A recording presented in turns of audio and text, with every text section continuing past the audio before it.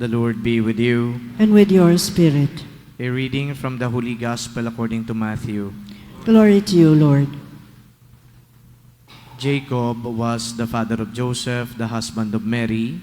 Of her was born Jesus, who is called the Christ. Now this is how the birth of Jesus Christ came about. When his mother Mary was betrothed to Joseph, but before they lived together, she was found with child through the Holy Spirit. Joseph, her husband, since he was a righteous man, yet unwilling to expose her to shame, decided to divorce her quietly. Such was his intention when, behold, the angel of the Lord appeared to him in a dream and said, Joseph, son of David, do not be afraid to take Mary your wife into your home.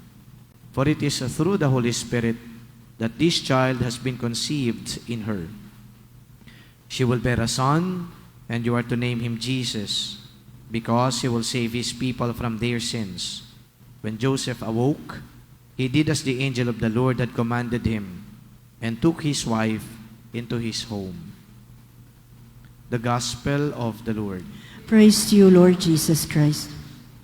You notice that in the Mass, there is the singing of the Gloria, and there is also a change in the color of the garments that we use. It is the Lenten season, and Gloria is not supposed to be sung or to be recited.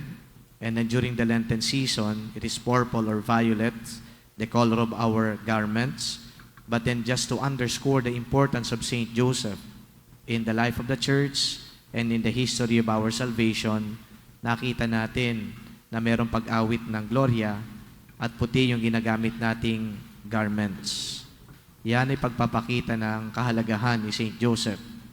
Ngayon si Saint Joseph, according to the introduction that you heard a while ago, is the patron of the Universal Church. And Saint Joseph also is the husband of Mary. Pero yung patron of Universal Church, madali pong intindihin yon, because it is a declaration that comes from the Church herself.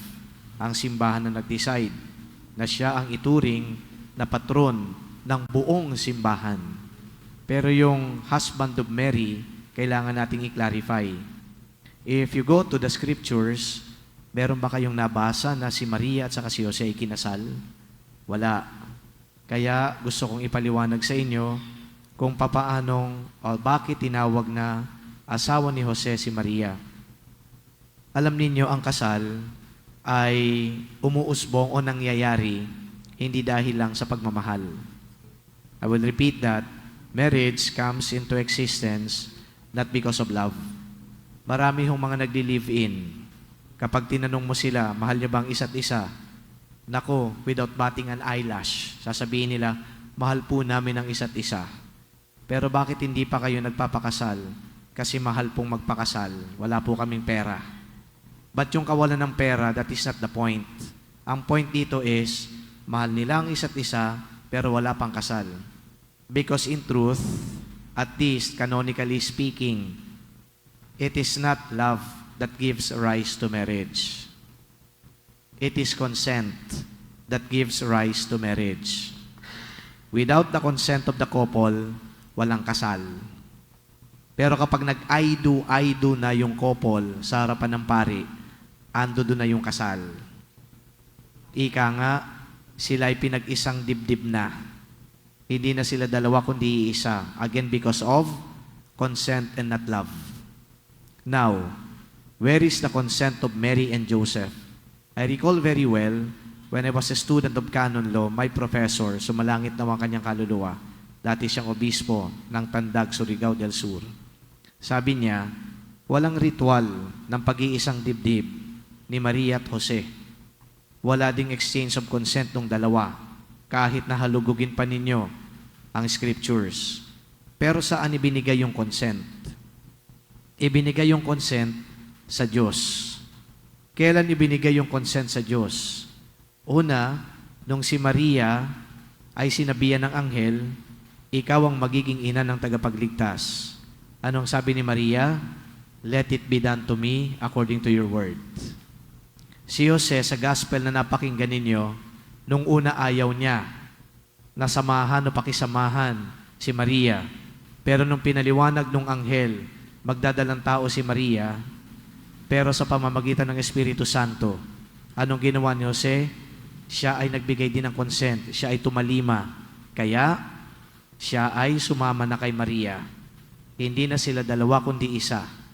Now, the consent was given to God. The consent to be the father of Jesus, to be the husband of Mary, was given to God Himself. Hindi ho sa pari, hindi sa diakono, hindi sa pastor, sa Diyos mismo. At ang sabi ng aking canon law professor, and that is the marriage between Joseph and Mary. It is at the marriage that we see today, meron pang mga palitan ng singsing, meron pang paglalagay ng belo at saka cord, meron pang Biblia na ibinibigay, meron pang aras. But ang importante, kahit tanggalin mo yan, ang importante, merong consent. So the consent was given to God Himself through the angel. Ito na ang sinasabi nilang pag-iisang dibdib. No wonder, Joseph is known or considered to be the husband of Mary and the father of Jesus. I hope na intindihan ninyo ang misteryong ito. Maaaring hindi misteryo sa inyo kasi tinatanggap ninyo, pero meron palang paliwanag na ganun. Kasi hindi nga naman natin nakita na sila ay nagkadaupang palad o nag-kiss o di kaya sa harapan ng ministro, sila nagbigay ng kanilang I do. But the I do's that Joseph and Mary gave were more than the I do's that couples give to a pastor or to a priest. Because that consent, it is in itself given to God. Kumbaga, higher pa, nobler pa yung ginawa nila. Bakit higher? Because it is given to God. Bakit nobler? Yung kanilang pag-consent para sa kaligtasan ng mundo. Yung sa mag-asawa, yung consent para sa kanilang pag-iisang dibdib. Para sila ay makita ng mga tao na legal na nagsasama. Para sila ay magkaroon ng anak at ang pagkakaroon nila ng anak, kung noon tinatawag natin bastardo ang kanilang anak dahil may basbas ang simbahan, legit or legitimate ang kanilang anak. Pero dito kay Joseph and Mary, nobler because the consent was given for the salvation of humanity. And I think it is also the reason why universal patron si Saint Joseph. Now, what also fascinates me about Joseph is this. He is quiet. Again, when you go to the scriptures, you don't find in there a word spoken by Joseph. His silence, his quiet is very powerful. Bakit? In a world today, na ang words ay powerful para mapansin ka, para i-advance mo ang gusto mo, para yung advocacy mo ay malaman ng tao, para i-consider yung mga thoughts mo, kailangan mo magsalita. In fact, hindi lang basta nagsasalita, dapat may assertion sa pagsasalita para ikaw ay makita, papansin ng iba. But Joseph was so quiet and yet napansin siya ng Diyos. In his silence, nakita yung power ni Joseph. Kapag pala ikaw ay tahimik lang, kapag pala ikaw hindi nagsasalita, napapansin ka din. At ang maganda dito, ang pumansin pa ang Diyos. Sa tao, kapag ikaw'y nagsasalita, yun napapansin ka. Dalawang bagay lang ang pagpansin, either positively or negatively. Kapag sobra ng pagsasalita, negatively, naiinis sa'yo yung mga tao. Hindi lang naiinis, maaaring magalit pa sa'yo, mapikon pa sa'yo. Positively, at least na-communicate mo yung gusto mo. But in the silence of Joseph, he was able to show who he is. Sabi sa gospel, Joseph was a righteous man. Hindi niya kailangan magsalita. Hindi na kailangan i-prove ni Joseph ang kanyang righteousness sa kanyang katahimikan, nakita at napansin ng Diyos. That is what is fascinating about Joseph. Kaya ang lesson dito, yung mga madadaldal sa inyo, tumahimik ka. Yung sobrang salita mo, shut up. Baka naiinis na yung mga nakikinig sa'yo. Manahimik ka na lang. At least, irerespeto ka pa ng kapwa mo. At least makikita pa yung value mo. This is Saint Joseph. Pangatlo at panghuli na nakita ko kay Jose, yung paninindigan sa pamilya. Ang paninindigan sa pamilya is a noble thing. Pero alam ninyo ngayon, hindi lahat may paninindigan sa pamilya. Kaya nga nagkakawatak-watak ang pamilya dahil walang paninindigan unang-una sa commitment at sa pagmamahal sa isa't isa. Ano yung commitment? Yung responsibilidad mo sa pamilya.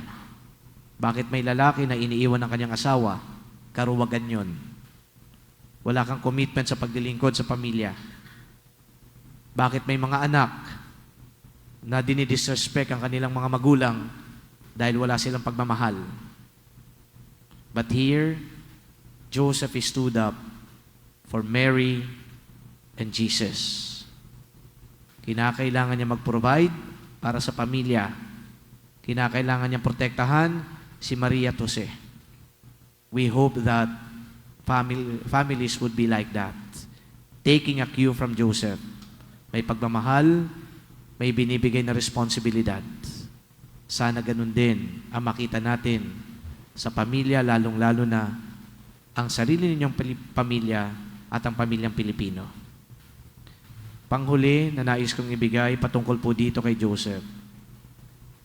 Itong piyesa na ito ni Joseph ay hindi lamang po ginagawa para iangat natin si Jose. Hindi dito ina-underscore ang kahalagahan lamang ni Jose. Kung pinansin ninyong maigi, pinakinggan maigi ang banal na ebanghelyo, it is also about Jesus. Because while we look at Joseph, binabanggit lagi dito si Jesus, ang Mesiyas, ang tagapagligtas. So our devotion to Joseph should always lead to our love for Jesus. Maganda na tinitingnan natin ang mga qualities ni Jose. Ngunit kung tutuusin ang mga qualities na yan, maaaring may kinalaman din si Jose. Kaya yung mga qualities na yan, titingnan natin doon sa pagkatao mismo ni Jesus. So Joseph is leading us to Jesus. Kaya tingnan ninyo ang imahe ni Jose. Ang tangan-tangan niya, si Jesus. So the most important of all is Jesus. He is our Savior, our Messiah. May Saint Joseph pray for us. Amen.